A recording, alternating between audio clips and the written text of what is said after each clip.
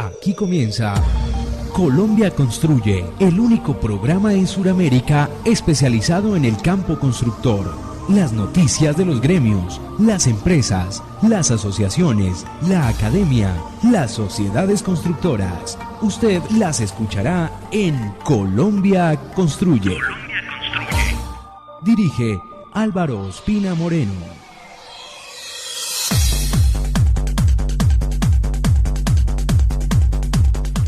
Oyentes de la construcción que nos escuchan en Colombia y en el exterior, en directo y en diferido, para todos ustedes, muy buenos días, muy buenas tardes y muy buenas noches. En el nombre de Dios les damos la bienvenida al programa de radio del sector constructor. Nos oyen en directo por los 1190 AM de Radio Cordillera y por www.todelar.com, buscando en emisoras Radio Cordillera. Hoy vamos a conocer cómo estamos en conocimientos de la Ley 1523 del 2012, gestión del riesgo de desastres, y pues como es un tema tan importante para todo el sector constructor, lo vamos a dividir en dos programas. También tendremos una nota sobre la Feria Internacional de Seguridad, la sección de Infoacero y las noticias y eventos del sector constructor. Sean todos bienvenidos. Infoacero, la revista de la Cámara Colombiana del Acero, Camacero. La Sociedad Colombiana de Ingenieros invita a ingenieros hidráulicos, academia y gremios de la ingeniería a participar en el 22º Seminario Nacional Hidráulica e Hidrología Crisis de Agua en Colombia, del 24 al 26 de agosto. Informes en el teléfono 555-0520, extensión 1002, o en el correo electrónico logística@sci.org.co. DW Limitada, Ingenio y Arquitectura, su empresa especializada en mantenimiento y lavado de fachadas, impermeabilizaciones y cubiertas, pinturas texturadas, ecológicas, tipo acuarela. Llámenos al 310-345-2529. Proalco Becar lo invita a Expo Camacol a la charla Aplicaciones Estructurales de Posttensado PC Stran, el jueves 25 de agosto, 3 de la tarde, Salón de Exposiciones A, Plaza Mayor de Medellín. Asociación Colombiana de Productores de Agregados Pétreos, Asogravas. La Sociedad Colombiana de Arquitectos invita a la 25ª Bienal Colombiana de Arquitectura y Urbanismo, del 14 al 16 de septiembre, Cartagena de Indias, Centro de Convenciones Julio César Turbay Ayala. Informes en el portal web www.sociedadcolombianadearquitectos.org. Ingeniería y logística es el apoyo en costos y seguimiento de presupuestos que los constructores de obras civiles requieren. Desde la elaboración de los pliegos y durante la ejecución de las obras, podrán disponer de información confiable que les permita tomar decisiones anticipadamente para así conseguir la utilidad esperada. Somos Ingeniería y Logística. Consúltenos al 314-238-1904 o en www.ingenierialogística.com.co. Colombia Construye lo pueden escuchar en diferido en www.colombiaconstruye.com y en nuestras páginas de SoundCloud, Spreaker, iVoox, YouTube, Facebook y Twitter, y en las páginas web y Facebook de las siguientes agremiaciones y empresas constructoras aliadas: la Sociedad Colombiana de Arquitectos, la Asociación Colombiana de Arquitectos, la Cámara Colombiana del Acero, Camacero, la Asociación de Ingenieros de Risaralda, AIR, el Instituto Colombiano de Tecnologías de Infraestructura Subterránea, ICTIS, la Asociación Nacional de Estudiantes de Ingeniería Civil, ANEIC, la Asociación Ferretera Internacional, AFERRI, la Asociación Colombiana de Productores de Agregados Pétreos, Asogravas, la Asociación Colombiana de Constructores, ACOL, las revistas Infoacero, Exquema, Contratistas y En Obra, el periódico A la Hora Maestros, la inmobiliaria Inmovigar y la constructora Tramontana. Muy bien, y antes de ir con nuestro invitado, vamos con dos noticias.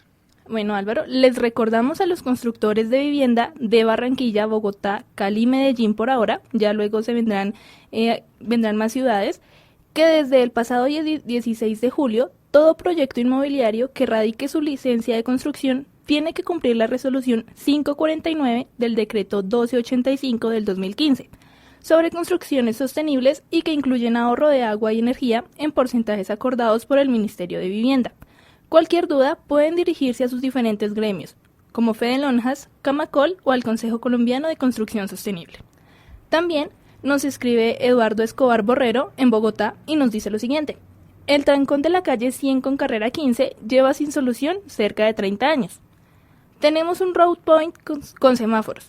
Una opción de solución sería que los buses del SITP que vienen de Occidente a Oriente y de Oriente a Occidente por la calle 100, por obligación tomen el puente de la calle 100 y los peatones caminen dos cuadras respectivamente. Esto destrabaría de modo importante este hasta ahora eterno trancón. Gracias a don Eduardo, esperamos que la Secretaría de Movilidad de Bogotá escuche esta petición. También nos imaginamos que no hay paraderos bajo el puente. Eso es lo que dicen, que de pronto pasan las busetas, porque ahí puede haber paraderos. Bueno, ya hemos revisado, no hay, pero sí hay menos de una cuadra en el Burger King, de media cuadra, donde podrían correrla un poquito más al oriente. De esta manera se evitaría tanto trancón. Bueno, y ahora sí vamos con este especial de 2 programas por la importancia de la gestión de riesgos de desastres. Nuestro invitado es el ingeniero Mario Camilo Torres, presidente de la Comisión de Geotecnia de la Sociedad Colombiana de Ingenieros y obviamente experto en este tema. Y aquí en Colombia Construye, como dijimos al inicio, nuestro tema central, gestión de riesgos de desastres. Por ello nos acompaña el ingeniero Mario Camilo Torres, presidente de la Comisión de Geotecnia de la Sociedad Colombiana de Ingenieros. Con él vamos a hablar de este tema. Y lo primero, bueno, ingeniero, como siempre, bienvenido a Colombia Construye. Muchas gracias, un saludo muy cordial a la audiencia. Bueno, ingeniero, ¿qué es lo principal en la ley 1523 del 2012 de la unidad de riesgos de desastres y qué habría que agregarle? De una vez vamos con esas 2 preguntas. Bueno, la ley 1523 del año 2012 es una ley que surge porque Colombia, pues lamentablemente, ha sufrido una gran cantidad de tragedias, de desastres, muchos de ellos asociados a fenómenos climáticos como el fenómeno de la Niña, pero también hay que recordar que el fenómeno del Niño tiene sus efectos importantes. Y estas afectaciones a nivel tanto de poblaciones enteras como de infraestructura vial y del transporte y otros casos, pues realmente se ha visto que los costos que genera la reconstrucción de todos estos proyectos y de toda esta infraestructura y la atención de los desastres pues son cuantiosos, puede llegar a billones de pesos. Y el país, preocupado por esto, pues decidió sacar esta ley en el año 2012 para tratar de generar una conciencia sobre la necesidad de incorporar la gestión del riesgo de desastres en todos los instrumentos de planificación territorial y también a nivel de entidades que gestionan y adelantan proyectos de infraestructura. Bueno, a este tema, a esta ley, ¿está completa? ¿Le hace falta agregar puntos nuevos para prevenir mucho más, para estar más preparados? Yo diría que la ley es bastante completa.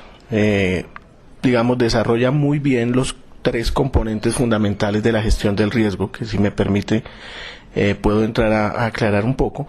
El primer componente es el conocimiento del riesgo. El conocimiento del riesgo implica que en todo proyecto de ingeniería, de construcción, se deben hacer unos estudios previos para establecer los escenarios de posibles riesgos o de posibles desastres. Para poder establecer un escenario así rápidamente, hay que primero evaluar la amenaza o el peligro en determinada zona, asociada, por ejemplo, a sismicidad. Todos sabemos que estamos en un país sísmicamente activo, tanto desde el punto de vista de tectónica de placas como desde el punto de vista de vulcanismo, y eso genera ya de entrada una condición de amenaza o de peligro para la infraestructura.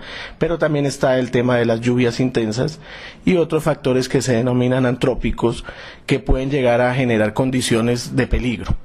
Una vez se ha evaluado la amenaza, o se ha valorado la amenaza, se evalúa el tema de la vulnerabilidad, es decir, cuál es la capacidad de resistir en caso de que ocurra el evento de amenaza, cuál es la capacidad de que una estructura o un sistema aguante, resista adecuadamente ese tipo de amenaza.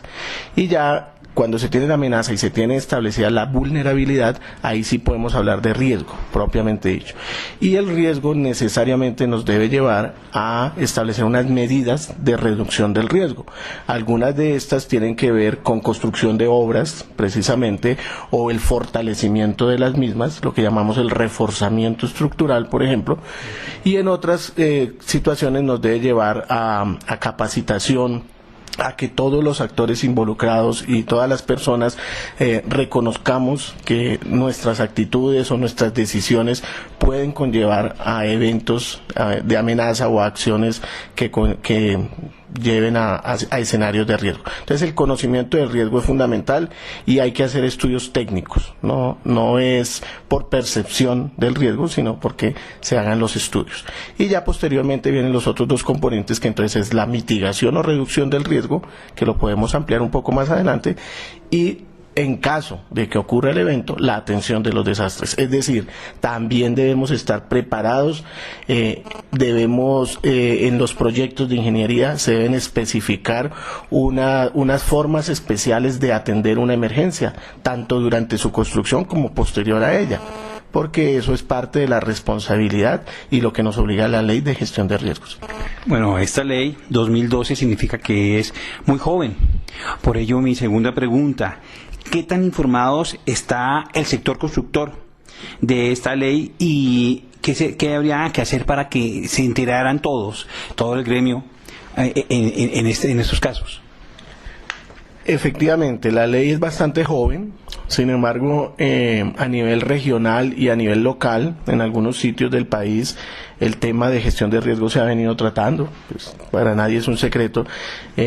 Nuestra primera norma sismorresistente, el Código Colombiano de Construcciones Sismorresistentes, que surgió en 1984 a raíz del sismo de Popayán en 1983, pues ha venido evolucionando. Digamos que fue como la primera norma que formalmente atendió temas relacionados con riesgos asociados a sismicidad, básicamente.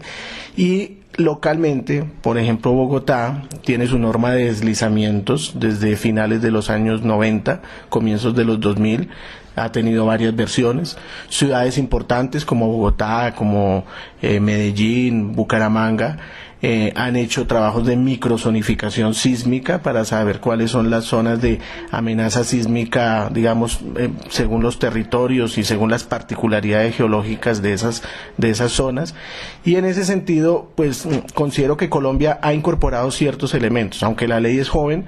De todas maneras, ya se venían incorporando estos elementos, pero no necesariamente en una forma tan sistemática y metódica, y si se quiere técnica y académica, con el rigor con el que la ley lo propone. De hecho, la propia ley estableció que en el año siguiente a su promulgación los municipios debían incorporar la gestión del riesgo en los planes de ordenamiento territorial. Y ahí, respondiendo un poco a tu pregunta de qué tan preparados estamos, pues realmente, pues prácticamente ningún municipio lo pudo hacer, porque no se tenía, digamos, el conocimiento, y no se tenían los instrumentos metodológicos para poder incorporar los estudios casi que de un momento para otro. En eso el país ya en los últimos 2 años se ha preparado mejor. Ahora tenemos ciertas guías de las que podemos hablar más adelante, y tenemos mejores herramientas y mejor conocimiento, pero aún hace falta, por ejemplo, profesionales que tengan la idoneidad para hacer este tipo de estudios. Y bueno, ya lo está comentando, pero al inicio este tema va no solamente para infraestructura vial, sino también para vivienda, para construcción de las grandes superficies, para todo tipo de evento constructor. De acuerdo, o sea, la gestión del riesgo hace referencia justamente a un proceso social en donde todos de una u otra manera somos responsables. Ya, digamos, esa percepción de que lo que ocurriera es responsabilidad exclusiva del gobierno o de los constructores o de los diseñadores, no, obviamente cada uno juega un papel fundamental, pero la gestión del riesgo es responsabilidad de todos, inclusive de los usuarios de las vías, de los usuarios de las edificaciones. Cuando tú entras a un edificio, tienes que tener una idea básica de qué tipo de estructura es, de las salidas de emergencia, de cómo actuar en caso de un incendio, de un sismo, ¿cierto? Y eso hace parte de una atención o de una respuesta adecuada en caso de un escenario de riesgo, pero también, por ejemplo,